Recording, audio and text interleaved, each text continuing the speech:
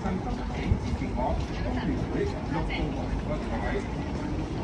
位屯門元朗嘅街坊，大家好，我係工聯會陸頌雄，我已正式報名參選2025年立法會新界西北選區嘅選舉啦，希望得到你嘅支持。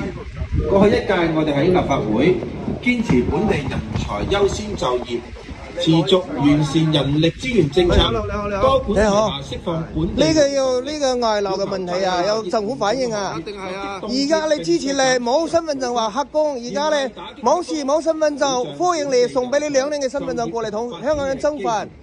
特別係參與運輸行業。係啊，知道啊。係工聯會，所以嗱，靠你哋啦。我哋最近就通過咗個議案嘅，就要求政府咧係全面收緊個政策。就係你哋工聯會應該呢個事啊責任最大㗎啦。我就全力去做。唔該你哋啦。市民要支持我哋，表達大家聲音，係關注嗰個勞工問題。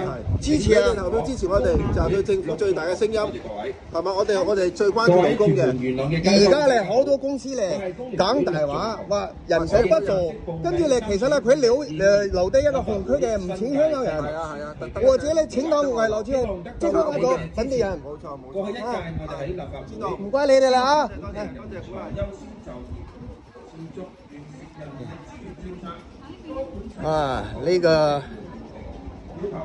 新疆